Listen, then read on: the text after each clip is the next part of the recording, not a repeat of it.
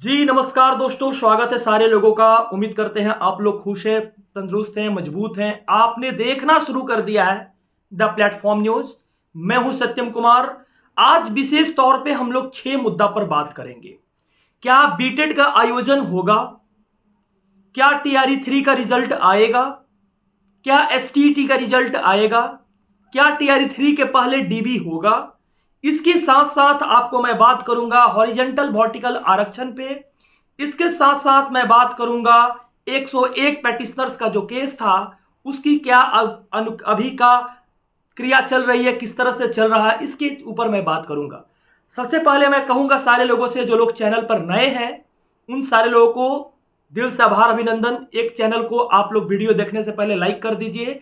आइए चलते हैं एक एक मुद्दे पर और चर्चा करते हैं और एक एक पन्ने को खोलते हैं उन 6 टॉपिकों को जिस टॉपिक के बारे में मैंने कहा। बीटेट का आयोजन होगा या नहीं होगा, पूरे बिहार में हर एक यूट्यूब चैनल पे चल रही है। खासकर जो लोग पटना में नहीं है वो लोग दावा करते हैं कि हो जाएगा, ये हो जाएगा, वो हो जाएगा, नवंबर में आ जाएगा नोटिफिकेशन। अरे भैया दम धरो। उन लोग कहते हैं सूत्र की तरह से पता चला है कि बीटेट हो जाएगा। कहां से सूत्र मिला भाई? मैथमेटिक्स का कौन सा सूत्र मिल गया आपको कि पता चल गया कि बीटेट हो जाएगा? अरे मूर्ख यूट्यूबर। उस यूट्यूबर को मैं बोल रहा हूं जो पटना में नहीं है। अरे मूर्ख, सुनो, 2019 से लेकर आज तक आंदोलन किया हूं मैं। डाटा का जानकारी है मेरे पास। मंत्रिमंडल में बैठा हूं मैं। सारे लोगों के साथ शिक्षा विभाग के हर दिन हर एक पहलू को मैं जानकारी लेता हूं मैं। सूत्र तुमको कैसे पता चल गया? और कौन वो सूत्रधार है जो तुमको बताया कि बीटेट हो जाएगा? वही सब खलासी कहता था कि नवंबर में टीआरई 4 हो जाएगा। उसकी बैक वीडियो उठाकर देख लीजिए। अरे थोड़ा दिमाग लगाओ, सोचो हम क्या कह रहे हैं। अभी पहली मुद्दा को खोले हैं। बीटेट पॉसिबल तब है जब टीआरई 3 की डॉक्यूमेंट वेरिफिकेशन हो जाए, रिजल्ट आ जाए। उसके साथ साथ जब रिजल्ट आ जाएगा टीआरई 3 की, उसके बाद एसटीईटी का रिजल्ट आएगा, तब बीटेट का पॉसिबिलिटी बनता है।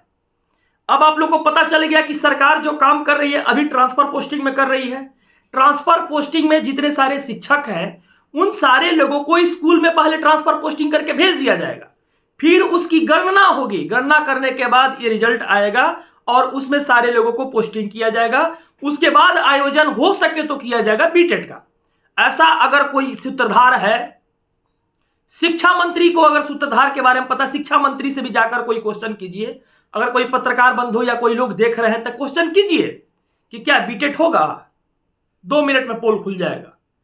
तो उन्हीं खलासियों को कह रहा हूं कि जो लोग के पास कंटेंट नहीं होती है वो लोग आज बीटेट का मुद्दा चला रहे थे, जो लोग पटना में नहीं थे, खासकर उनके लिए। और दूसरी मुद्दा ये कि टीआरई 3 का रिजल्ट से कब तक आएगा, डॉक्यूमेंट वेरिफिकेशन का क्या प्रोसेस है। देखिए, दबाव बनाया जा रहा है। सामान्य प्रशासन विभाग से लेकर सब जगह लेटर भी दिया जा रहा है। उस लेटर को इसलिए नहीं दिखाया जाता है ताकि आप लोग के समक्ष एक दिखावा जैसा प्रस्तुत हो जाए कि लेटर भी दिया जा रहा है। मेहनत किया जा रहा है। जो डाटा टीआरई 1 टीआरई 2 में थी, गड़बड़ी हुई है, उस डाटा को पेश किया जा रहा है सचिवालय में कि डॉक्यूमेंट वेरिफिकेशन होना चाहिए, तब रिजल्ट दीजिए। तो अभी तक पूरी जिला से जो रोस्टर, अभी तक कुछ जिला से रोस्टर और नहीं पहुंची है, पहुंच जाएगी तब आपके रिजल्ट की संभावना बनती है। तो डॉक्यूमेंट वेरिफिकेशन पे पहले दबाव दिया जा रहा है। तो अभी इसकी पता नहीं है कि कब तक रिजल्ट आएगी, लेकिन पता जहां तक चल रही थी कि 28 अक्टूबर के दिन रिजल्ट आपका मिलेगा टीआरई 3 का। अब देखिए आगे कितनी सत्यता है। लेकिन एगो न्यूज वाला है ना, वो हमेशा पर डे शाम के 7 बजे अपडेट दे देता है। होता जाता कुछ नहीं है, अपडेट दे देता है और सब लड़का पीछे से कमेंट करता है। वो 2019 से बहाली करा रहा था, लास्ट में 23 के अप्रैल से स्टार्ट हुआ और अगस्त में हुआ था। 19 में उसका बहाली हो रहा था, 2019 से, क्योंकि 2019 से लगातार आंदोलनधारी हम लोग हैं और आप लोग के सहयोग से हुआ था। तो ये टीआरई 3 का रिजल्ट पता चल गया, बीटेट आयोजन का पता चल गया। अब आते हैं एसटीईटी रिजल्ट पर, जो हमारी तीसरा पॉइंट है। तो एसटीईटी रिजल्ट ऐसा है कि जब आपकी रिजल्ट टीआरई 3 की हो जाएगी तब एसटीईटी का रिजल्ट होगा। क्योंकि एसटीईटी का जब रिजल्ट होगा तो उस एसटीईटी के रिजल्ट में अब ताती तातवा, जैसे मान लीजिए एससी में थे, अब ईबीसी में आ गए, तो उसका क्या पहलू है, अभी तक आनंद किशोर जी के द्वारा किसी प्रकार का प्रेस कॉन्फ्रेंस नहीं किया गया है, जबकि कोशिश किया जा रहा है कि प्रेस कॉन्फ्रेंस में आप लोग के सामने वो कुछ बोले, बल्कि सूत्र नहीं कुछ बोले कि आ रही है। आनंद किशोर जी अगर किसी बातों को बोलते हैं तब वो चीज सही होगा। इस तरह से अगर कोई सूत्रधार बता रहा है तो झूठ बोल रहा है, 100% झूठ बोल रहा है, उसके चैनल पर जाकर थूक दीजिए।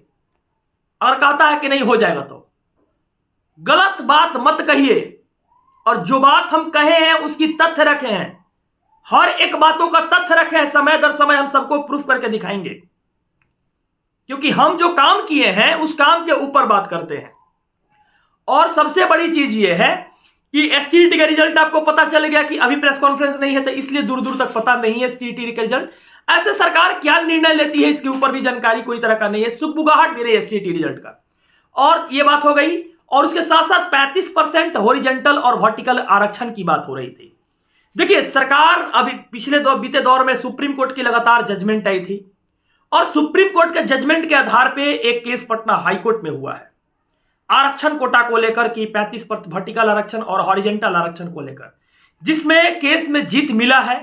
और उस केस का भी सबसे ज्यादा व्यापक तौर पे जो लोग लड़ाई लड़े हैं उनको साथ दिया गया, बच्चे के द्वारा मेहनत किया गया।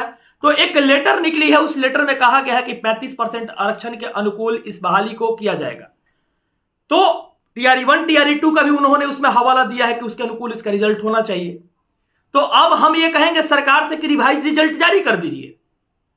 35% आरक्षण पर जब आप कह रहे हैं तो जारी कर दीजिए। तो बच्चा फिर उसको लेकर कोर्ट जा रहा है, उसको लेकर बच्चा फिर कोर्ट जा रहा है। तो आप लोग एक बात बताइए कि सरकार की नोटिफिकेशन नियमावली निकलती है कुछ और, सरकार करती है कुछ और।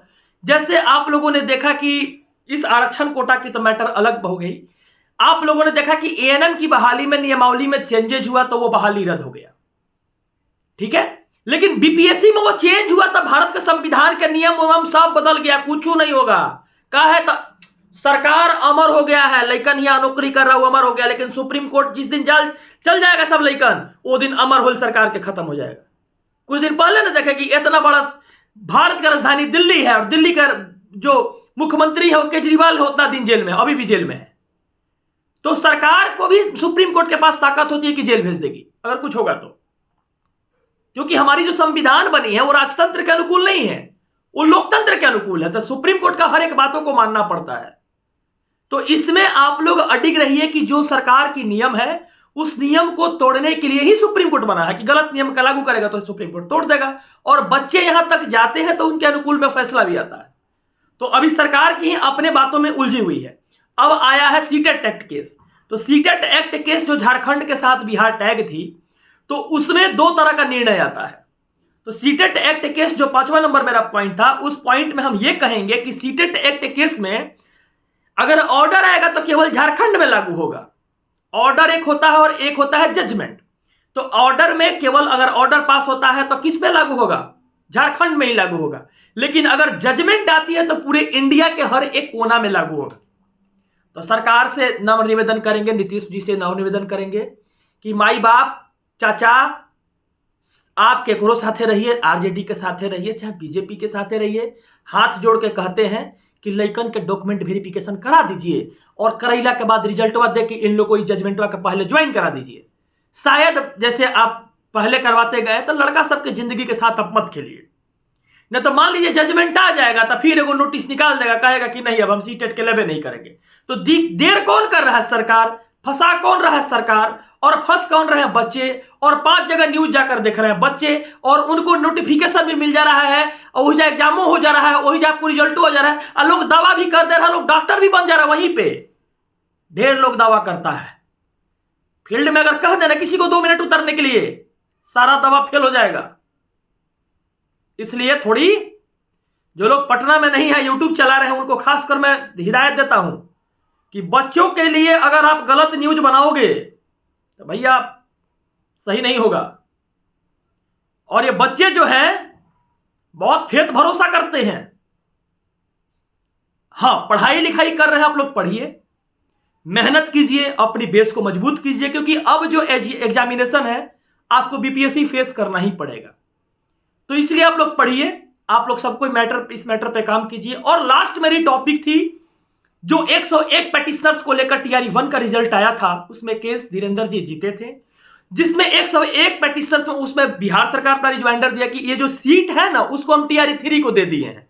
जब अबुआ सुने थे ना आप लोग क्या दिया था, उसमें हम न्यूज चलाए थे, तो उसमें वो कहा था कि 101 पेटिशनर जो है, फिर डबल बेंच में सरकार 90 दिन के बाद चल गया डबल बेंच में। अब बताइए, जब डबल बेंच में चल गया, एक तरफ कहता है कि हम सीट दे दी है टीआरई 3 को, एक तरफ कहता है डबल बेंच में चल गया, तो जब तक केसवा का रिजल्ट नहीं आएगा तब तक ही टीआरई 3 का रिजल्ट देगा, क्योंकि सीट तो दे दिया था टीआरई 3 को, तो सरकार ही डबल बेंच में चल गया है पहले। तो ये बताइए कि सरकार जो घूम फिर रहा है, बिहार में जो भी बच्चे हैं बीपीएससी में आ सकते हैं, आकर 7 नंबर में कुंदन सर बैठते हैं, बहुत अच्छे अधिकारी हैं, कोई भी बच्चा उनसे मिल सकता है, उनसे जायजा ले सकता है कि सर कहां पर रिजल्ट है। कोई भी बच्चा, इतनी अच्छे वहां के एल्गोरिदम है, इतना अच्छा वहां पर सारा चीज है, वो लोग अधिकारी लोग हैं, आपकी सारी बातों को समझेंगे और बात करेंगे, और वो लोग आपको बताएंगे भी। तो इन यूट्यूबरों पर भरोसा करने से अच्छा है कि एक दिन पटने आके पता कर लीजिए अपने आप से, नहीं तो हम जो कहें उसको सुनिए। चलिए, आप लोग को अगर वीडियो अच्छा लगा हो, इन सारे 6 बिंदुओं पर हम बात किए, अगर आपकी कोई क्वेश्चन छूटी है, चाहे एज रिलैक्सेशन से, चाहे डेट टीओबी का जो केस चल रहा है उससे, तो पर्सनली आप मुझे व्हाट्सएप पर मैसेज कर सकते हैं। ऐसे टेलीग्राम ग्रुप सीटेट एसके मेरा है, वहां भी आप लोग जुड़ सकते हैं, कोई स्पेस नहीं है, सर्च बॉक्स में जाके लिखिएगा, वहां पर भी मिल जाएंगे आपसे। बीसी चलाते हैं, वहां पर भी बात कर लेंगे, लेकिन हाँ, सही का सही कहिए, गलत को गलत और सही को सही कहिए, वहां पर चर्चा होगी। और सारे लोगों से हम हाथ जोड़कर निवेदन करेंगे कि रिजल्ट के ऊपर चर्चा कीजिए और डॉक्यूमेंट वेरिफिकेशन के ऊपर चर्चा कीजिए। बाद में बीटेट होगा कि सीटेट होगा उसको देखा जाएगा, लेकिन यह चर्चा जरूरी है। धन्यवाद सारे भाइयों को। अगर वीडियो अच्छा लगी हो तो सबको पास ये वीडियो शेयर कीजिए और आंखें को खोलिए, इसलिए ताकि वो लोग भी समझ सके कि क्या होने वाला है। बहुत बहुत शुक्रिया, बहुत बहुत शुक्रिया, बहुत बहुत शुक्रिया।